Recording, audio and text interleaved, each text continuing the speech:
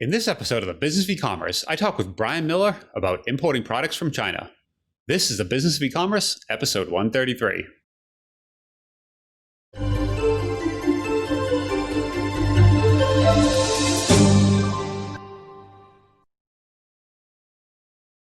Welcome to the Business of E-commerce, the show that helps e-commerce retailers start, launch, and grow the e-commerce business. I'm your host, Charles Plesky, and I'm here today with Brian Miller. Brian is the founder of Easy China Warehouse. He specializes in importing goods from China, and this is the second time I've asked on the show to chat about the entire process, start to finish, about how you can import goods from China. Brian's an expert in this, so I think the show's going to be very interesting. He answers a lot of great questions here. So on to the show. Brian, how are you doing today? Great. Thanks for having me on the show again. Well, yeah, awesome to have you back on the show. I don't typically, we do repeats very quickly like this, but repeat guests, you're on episode 127. We're talking very COVID specific. So I figured we actually started talking after the show and just on the general, working with getting products over from China. And I was like, you have a background in this. You're a lot more of an expert than I think most people, right? Like a lot of people talk about this on kind of this theoretical level, but so first of all, we kind of mentioned this. If people want to look back in 127, kind of mention your background, but just real quick. So you've been living in China for how long? Yeah, I've been living in China for the last 10 years, and I used to work at a Chinese state-owned manufacturer. So I used to work for a Chinese company that manufactured industrial products. And then from there, I started an e-commerce business where I sell Bluetooth speakers and also a logistics company that helps e-commerce companies ship from China. So that's kind of my story. So I've done everything from manufacturing to e-commerce and also to shipping and logistics. So you have a little bit of experience, sounds like. Yeah, for sure. Just a little bit. Yep. Okay. So that's why. So when we started talking after about just I think a lot of people get in the weeds when they want to source from China. They start looking at Alibaba or wherever else. And just the whole process, there's so many little steps. It's one of those things like people just say, getting products from China. And, it's like this, it sounds easy, like this one little statement, but there's so many little things wrapped up in that. And they're very different, right? From talking to a factory, finding the right products, getting them over to the US, getting them into a warehouse. Like there's so many steps in between and they're all very different. So I was hoping maybe you could just start walking us through on, if somebody's never done this before, what should they, could you just walk us through the process? I guess let's start off there. Yeah, so I think the easiest way to begin, and everyone thinks, oh, there's got to be another more sneaky way to do it, but everyone should start on Alibaba. So I know it's the common way to find suppliers, but it's also one of the best search engines to do that in China. And so you can search in Alibaba just like you would into Google the kind of product or commodity that you're looking for, and there'll be lots of suppliers that will kind of show up on that page. And what I tell people, specifically when you are looking for a supplier, you want to look through the pages and you want to see that they are actually making a range of products that's similar. They're not making cell phones and kids' toys. So if they are making those type of items, it means that they're probably a trading company. Make sure that they have kind of a similar product range that kind of matches what a factory would make a similar, like one category of product.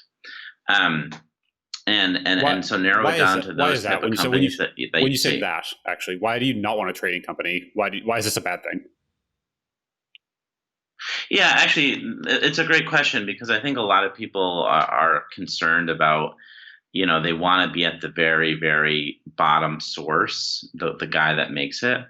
And it's a great question because, in my opinion, that's not always the best way to do it. Actually, when you're smaller and you're less, competent in sourcing, sometimes it is helpful to have a trading company help you do a lot of the work, because trading companies actually add a lot of value to the sourcing process. They have long standing connections in their field of expertise. So they might be a trading company for electronics or a trading company for toys or whatever it would be in some category.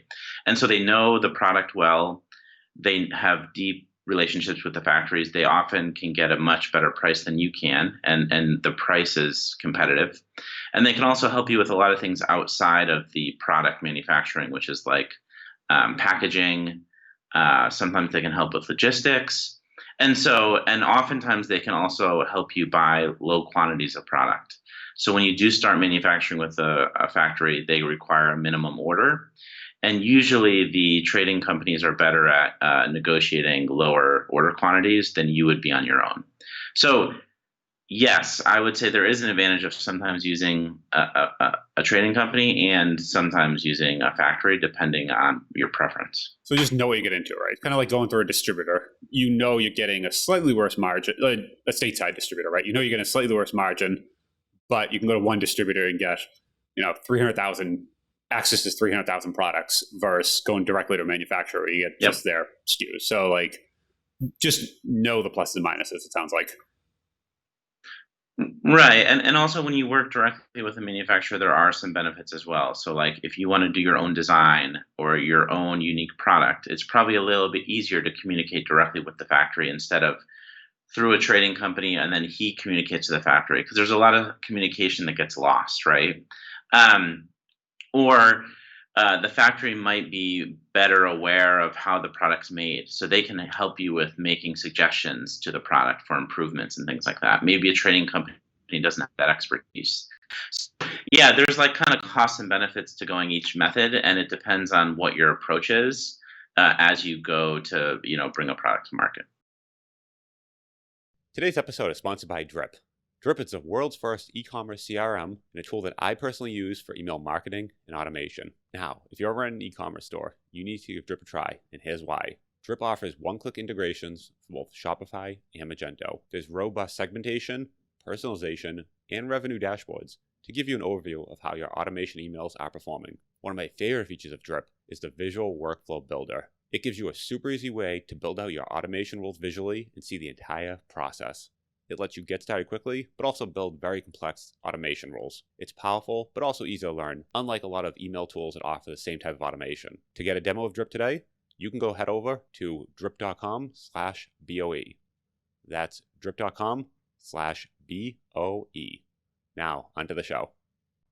So, sorry, I just wanted to get that point in there because it's a good one, and I think people miss that. But back to what you were saying on once you actually start looking at the products in Alibaba, what do you do from there?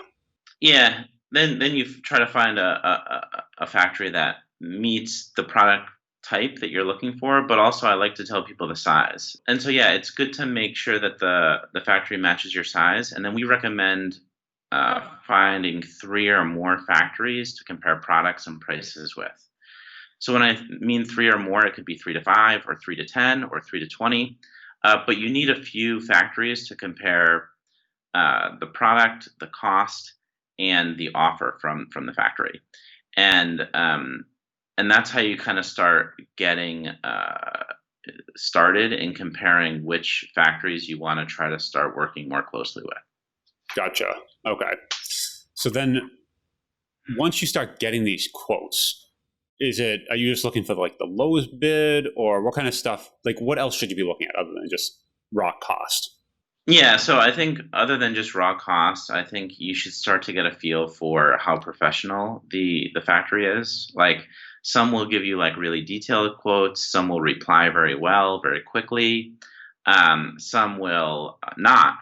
Some will give you they'll give you one line with a dollar cost, and they won't tell you anything about the factory. They won't show you any photos of the factory. So I think it's part of this time period is to kind of get a feel for who you feel comfortable with, who's professional, and who would be a good long-term partner if you were to choose a factory. So that's also what you're getting a feel for as you go through the quoting process. Gotcha. Is there anything you shouldn't ask in the quoting process? What were you going to say? Oh, I was just going to say also, like, when you do start quoting, you're going to get prices that are all over the place. Okay. So you're going to get like, you quote a product and one is $5, one is $8, and one is $10. And it seems really crazy that the price differences are so high. But I always tell people, don't discount the price that's extremely low. Like sometimes there's a price that's so low that it seems absurd, right? That it's so low. And that doesn't mean necessarily that the product quality is going to be poor. It could mean that that factory is extremely experienced and has high volume manufacturing that product.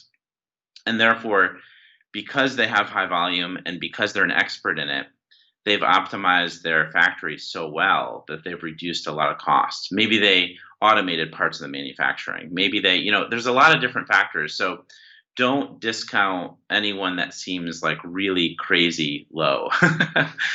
Make sure to, obviously, we want to start removing the people that are way too high, that are like, way out of the price range. But you take the people that are kind of in the mid range below and start going further with them.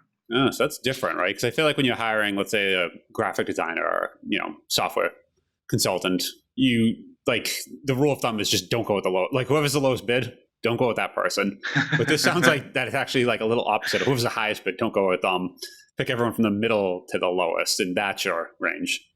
Yeah, I would say in general, I mean, unless you have a very unique high-end product that you don't mind paying for someone that might care about every nook and cranny of the product, right? And then you don't mind spending a little bit more. But generally, we need to like have a reasonable amount of cost to bring it to the market and make a profit for ourselves.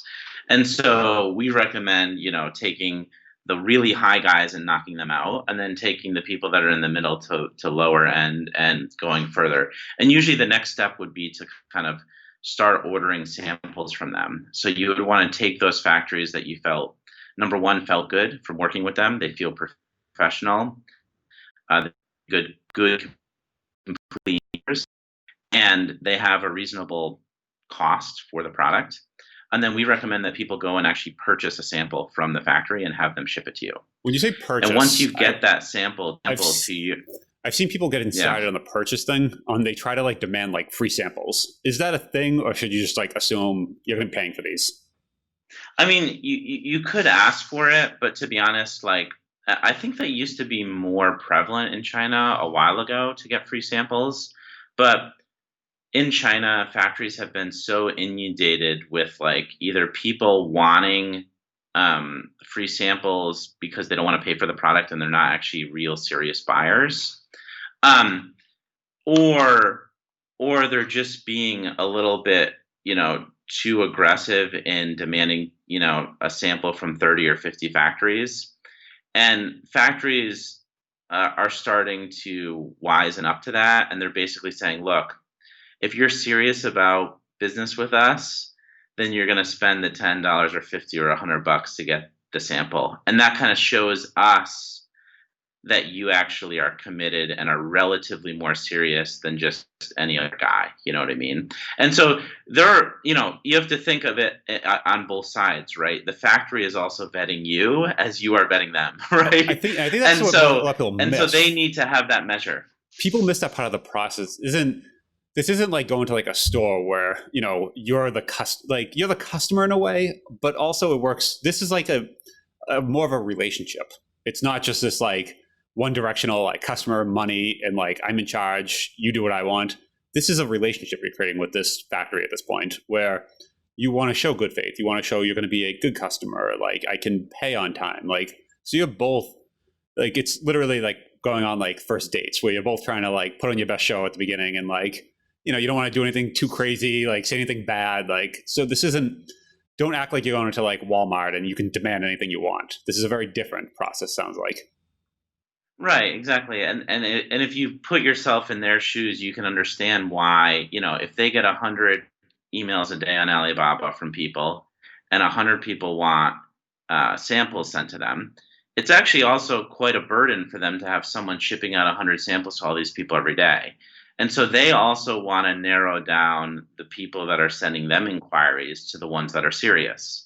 And how they do that is they charge you for that sample, and the people that pay are the ones that they're more interested in going forward with. So it's kind of both sides need to think about it that way, right? That it's a relationship that you're going to build over time. Yep. And so both sides need to show some type of commitment and trust and honesty throughout the whole process. Got it. Okay. So you start getting these samples. This could take, I'm assuming, a few weeks at this point, right? Unless they're air shipping them over, but most likely it's going to take a while to get these. Yeah, I mean, they're usually going to airship them over, but yeah, it will take a few weeks. Maybe they might have the product in stock, or they might not. And they might need to finish a production run, or they might need to actually make the sample for you because they're not holding it in their warehouse for whatever or their factory for whatever reason. So yeah, this is going to be, searching for factories. Then you're going to be talking to them for, maybe a week because you have the time difference, right? Every day you can only send one email, night and morning, right? And then you're gonna narrow down your suppliers and then choose to buy a few samples, and then it's going to take a week or two to get to your wherever you live. And so yeah, this could be already a month into the process. Got it. I mean, that's maybe a little long, but maybe it's definitely a few weeks, right? So just to be realistic, right? So this isn't something you expect, sample 2 days sample comes and you say yes and you're going. But so it's going to take a while. But let's say, Right. So once you get these samples and you decide, is that the point? You just get the samples, look at the cost, and now you're ready for a decision, or is something you do in between? Yeah, I mean, it depends on whether you're buying a product that's already been developed by the supplier. So that's a bit simple. More simple is, if they're sending you the product that's already has a mold made, already is, been produced for that by them for a long period of time, it's probably relatively easy to go forward with one of the suppliers and to start discussing cost, payment terms, the packaging that they'll make for you, and things like that. And if it's not, if you're going to develop your own mold, then you might have a longer discussion about how much the mold costs, how long is it going to take to create a sample, what are the parameters for a successful sample. So you'd want to give them, hey, this is a qualified sample for me, this is not.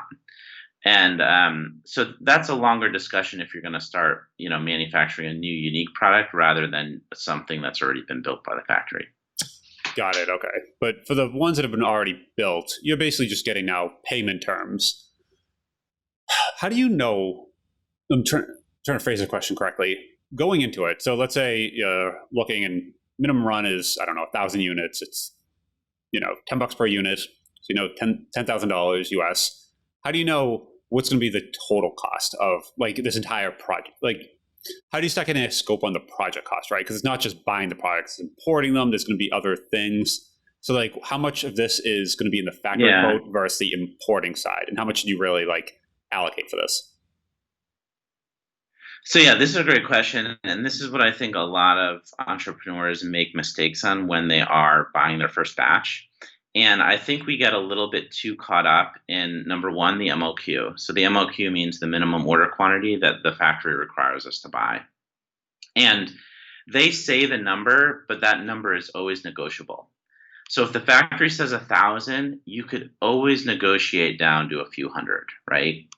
And they're going to charge you more for those pieces because it costs them more to make a smaller batch. But in my opinion, it's a good strategy to tell the factory to say, hey, look, this is the first time we're working with you.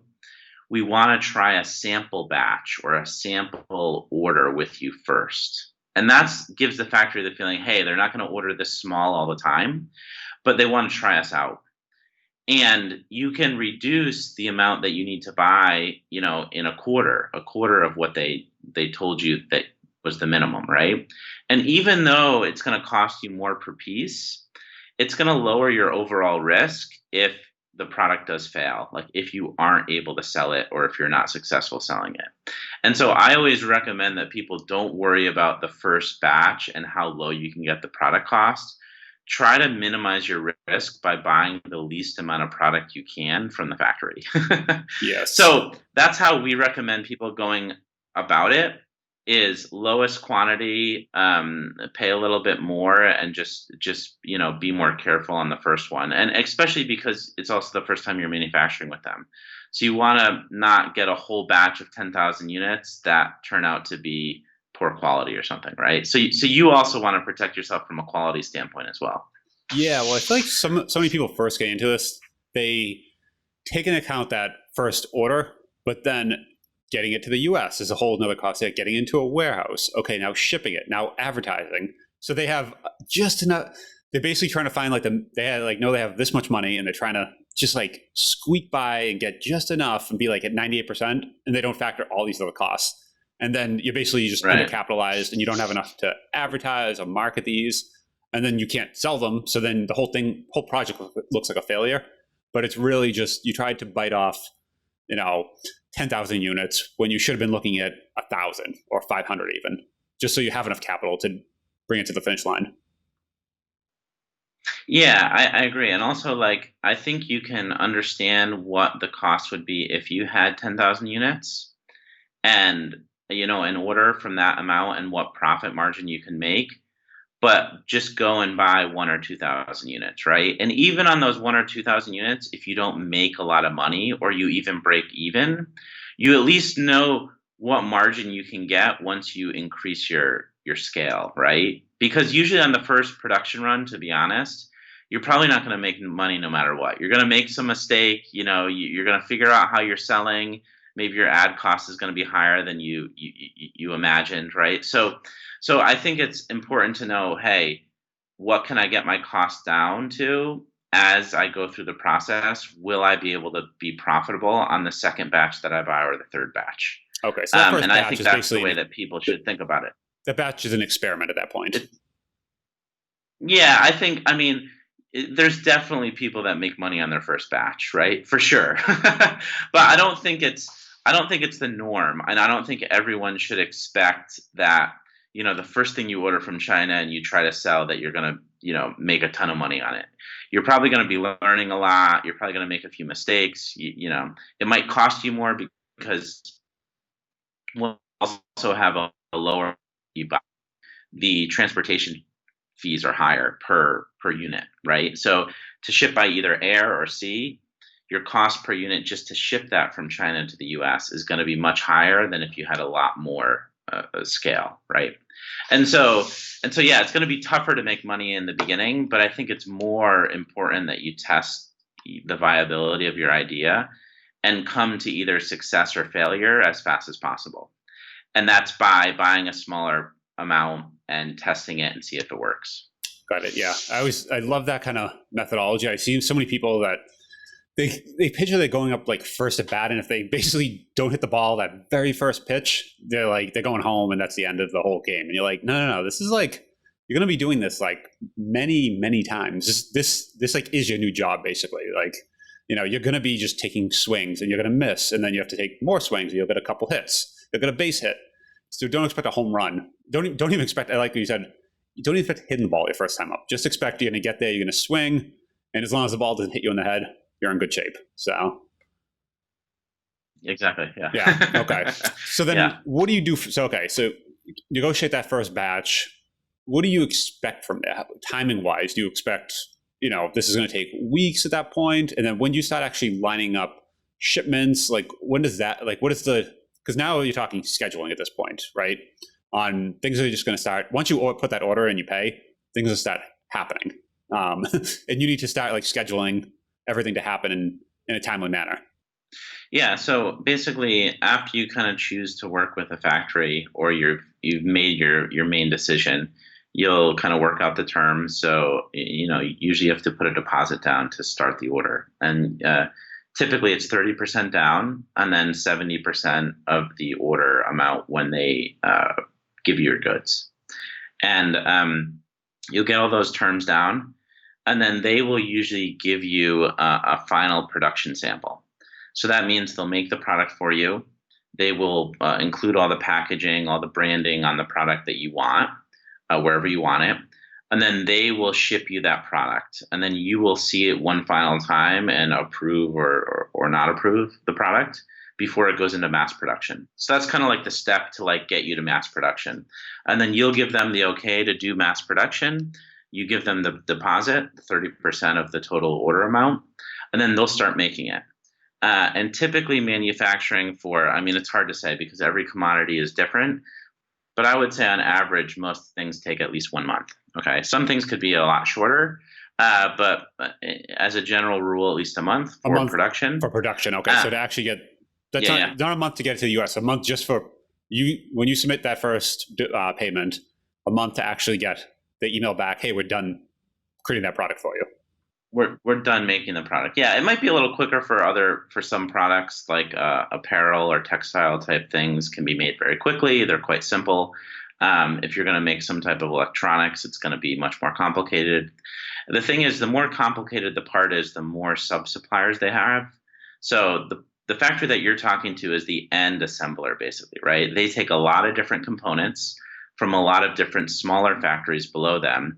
They purchase them and then they assemble it, the final product. So the more components that you have in your product, essentially, the longer it will probably take to manufacture. Got it.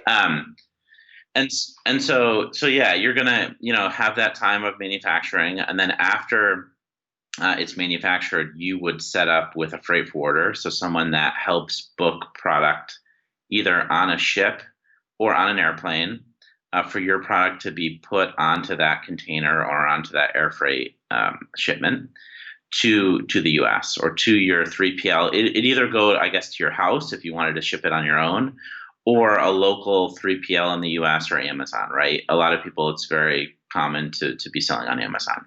So one of those three places, you'll probably ship your product into the US, and then you'll try your luck at selling. How do you pick a freight forwarder? Like I know because you go and you can literally drive down the road going to the airport, and there seems to be like 30 of them, right? Just XYZ freight forwarders, and there's another one in a brick building that looks just like it. Do you just start like calling them out of the yellow pages? Do you talk to the factory? Like, what's that look like? Yeah, it's a good question because we do freight forwarding as There you part of go. my company. So it's kind of a pretty commoditized service in one way, in one aspect, but not in another. So I think the first thing you need to look at is someone that, if you're doing e-commerce, let's say, someone that has experience sending products into a US 3PL or into Amazon would be important, right? So if the freight forwarder specializes in shipping heavy machinery around the world, they're probably not a good fit for you, right? So there's certain freight forwarders that focus on like very specific niches in the market, and you would not want to work with those people that don't relate or don't usually ship what your product is. Got it. Yeah, there's So a if your whole product is not a hazardous material, if it's not a battery, if it's not a yeah. machine, then don't go with those guys and go with the other guys that are at least have some understanding of what you need. I think that's the first thing How would you for know that sure. though? Because I mean, there's a whole group of them that do cars, automobiles, right? Like that's a whole industry in itself, just automobile freight forwarders. But how do you even start? Like, where do you go? Do you start like Googling around? Like, where do you find the list of freight forwarders to even know? And then how do you know? Do you call them and just say, "Hey, what do you specialize in?" And do they actually tell you, or like is there Yeah, the Alibaba freight forwarders somewhere? it's a good question. There are a few aggregators of prices on the internet. But actually, as we do a lot of shipments on our own, and a lot of our customers come from referrals. So I would say more than 90%. So I would say the business is still very traditional in that it kind of, people acquire customers through kind of word of mouth and trust and recommendations. And I would say that's probably the most common that we see. Someone starts an e-commerce company, they ask their other friends, hey, who do you use to ship? Or they do e-commerce and they jump on an e-commerce thread on the internet and they say, hey, what's the best freight forwarder to ship to Amazon, right? And so generally we see more people going with that route rather than Googling. Because if you do Google, you're going to get a list of hundreds of them and you're going to call them up and it's really hard to tell them apart because they all seem to do the same thing, right? And so it gets even more confusing as you do that because you have a list, everyone does the same thing, and so you don't know who to pick. So we find a lot of people go that kind of referral way to pick someone. Got it. Okay. And would the warehouse be able to give a referral, or you're just talking just go to the e-commerce folks and do it that way? Yeah, you could go one of two ways. You can look on your own. You can talk to your friends or try to go on the internet and try to find some forums or groups that have these type of discussions. You can ask your factory. Your factory will usually have shipping partners that they work with on a regular basis. So you can have them help you arrange the shipment. Oftentimes, they won't have the best rates, though, because they're going to take a margin on the top of that shipment. It's not to say to not do it with them, but it might not always be the best value for your money when you're choosing them. Got it. And then you can do the Google search. So I think those are the main three ways that people go about kind of finding a forwarder. Okay. All right. Yeah, I feel like that's something people get hung up on too. They figure out how to get the products, and then they just realize, oh, they're all sitting somewhere in China, and I need to get them to the U.S. and then into a warehouse or 3PL, Amazon, or like you said, your garage. So there's like this huge gap in between. And I think people, even the term freight forwarder, some people aren't even familiar with that, right? And it's basically, right. Yeah, it's someone that basically specializes in that gap, right? On getting the products from China to wherever that place in the US are going to be sent from. And that's kind of the definition, right, loosely, of a freight forwarder, right? Yeah, or moving product around the world. Basically, what they do is there's kind of ships, there's also planes, and these people help you basically book your product into a container on that ship, right? And they help with kind of the process of putting it there. Okay, after it gets to the US, how do you clear it through customs? They're going to help you with that. How do you get it from the port to your destination? And they're going to kind of be the person that books all of those small little journeys throughout the whole entire travel period for your product. And these people can do that anywhere in the world. So they can't, they could usually ship it to the US and Europe, and they have resources to book product in many different countries around the world. Yeah, so something you probably don't want to do yourself either. It sounds like one of those things that you're better off like outsourcing, delegating. Absolutely. Okay, cool. Yeah, absolutely. Yeah. So then this part, you basically have products in the warehouse and you're good to start selling, right? Is that kind of the whole journey? Yeah. I guess one other thing I think you asked another question, which is like, how do you, let's say, or how would you choose someone, and how would you know what they're shipping generally? And I think when you call them, you can ask them, as a percentage of your business, how much e-commerce do you do, right? And it's a nice way to just ask them, hey, is 90% of your business e-commerce? Is 10%? You know what I mean? And I assume in the most part, they're going to tell you an honest answer, and will give you an idea of whether or not they have a lot of experience in whatever, you're trying to ship. No, it's fine. I like how in the terms actual e-commerce, like you wouldn't say how many like shirts do you send to Amazon? You would just say how much e-commerce do you do, and that's the keyword phrase that you're looking for. Yeah, for sure. Yeah. Or how much of your shipments go directly to Amazon for your customers, and then you can get a really good idea of 50% of their shipments they're helping Amazon sellers. That means they're really have a very good understanding of what's involved to get it to that warehouse. Got it. I like that. Yeah, because I think a lot of people don't know what to even ask. They don't know the right terms, and you kind of get on the phone and you're just kind of having this really awkward conversation on and you realize that you're calling a guy who ships, like you said, machinery, automobiles to Europe. And it's so it's like you're having two completely different conversations. You're not sure, am I wrong? Are they wrong? Are we both confused? Like, who's confused here on the phone? Yeah. And I think it's good to default to the fact, don't try to pretend like you know more than you do, and keep in mind that you are hiring the expert. So as long as you know that they're very well versed in that type of shipment, if you can guarantee, hey, they're shipping more than 50%, they're doing for e-commerce companies. Okay, I feel more comfortable moving forward. I don't know what I'm doing, so at least they do, right? And try to verify that they know what they're doing, because we all know in the beginning we don't understand how it all works, and it's good to have someone that does have that experience. Got it.